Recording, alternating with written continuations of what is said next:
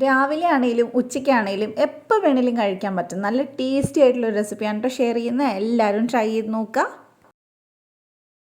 അപ്പോൾ ഇതുണ്ടാക്കാനായിട്ട് ഒരു പാൻ വെച്ചിട്ടുണ്ട്. അതിലേക്ക് ഞാൻ ഒരു 1.5 ടീസ്പൂൺ വെളിച്ചെണ്ണ ചേർത്തിട്ടുണ്ട്.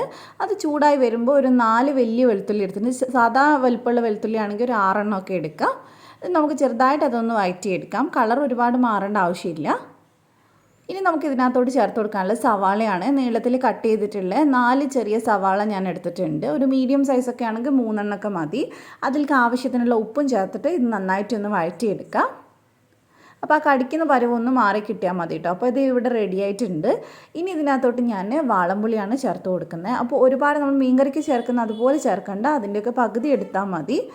അപ്പോൾ ഒരു നാരങ്ങ വലുപ്പത്തിൻ്റെ പകുതി അത്രയും ഉണ്ടാവുള്ളൂ. അത് മിക്സ് ചെയ്തതിന് ശേഷം 1/4 ടീസ്പൂൺ മഞ്ഞൾപ്പൊടി ചേർത്തിട്ടുണ്ട്.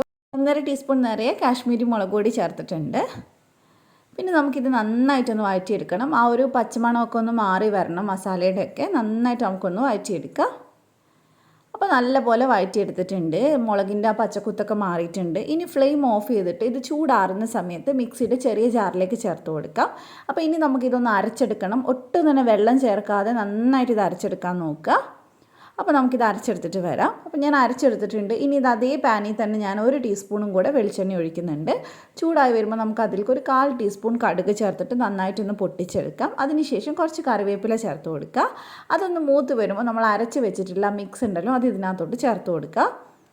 എന്നിട്ട് നന്നായിട്ട് ഈ വെളിച്ചെണ്ണയിൽ ഒന്ന് മൂപ്പിച്ചെടുക്കുക. ജസ്റ്റ് 1 മിനിറ്റൊക്കെ മതി. ഒന്ന് നന്നായിട്ടൊന്ന് ചൂടായി കിട്ടിയാൽ മതി. അപ്പോൾ ഇത്രയേ ഉള്ളൂ കേട്ടോ. സംഭവം ഇവിടെ റെഡി ആയിട്ടുണ്ട്. നല്ല മണമാണ് ഈ സമയത്ത് ഉണ്ടാവുക. അതുപോലെ തന്നെ നല്ല ടേസ്റ്റുമാണ്. ദോശയ്ക്കും ഇഡ്ഡലിക്കും അതുപോലെ തന്നെ ചോറിനും ചപ്പാത്തിക്കും ഒക്കെ പറ്റണയാണ്. അപ്പോൾ ഇത് ഞാൻ ഉണ്ടാക്കിയിട്ടുള്ളത് ചോറിൻ്റെ കൂടെ കഴിക്കാനാണ് കേട്ടോ. വേറെ ഒരു കറിയും വേണ്ട. നല്ല ചൂട് ചോറിന് അപ്പോൾ ഇത് മാത്രം മതി. അത്ര ടേസ്റ്റാണ്. ഉണ്ടാക്കി നോക്കുക. ഇഷ്ടമാവുകയാണെങ്കിൽ ധ്യാൻസ് കണ്ണൂർ കിച്ചൻ സബ്സ്ക്രൈബ് ചെയ്യുക. ഫേസ്ബുക്കിലെ കാണുന്നെങ്കിൽ പേജ് ഒന്ന് ഫോളോ ചെയ്തേക്കണേ. മറ്റൊരു റെസിപ്പി ആയിട്ട് കാണാം. താങ്ക്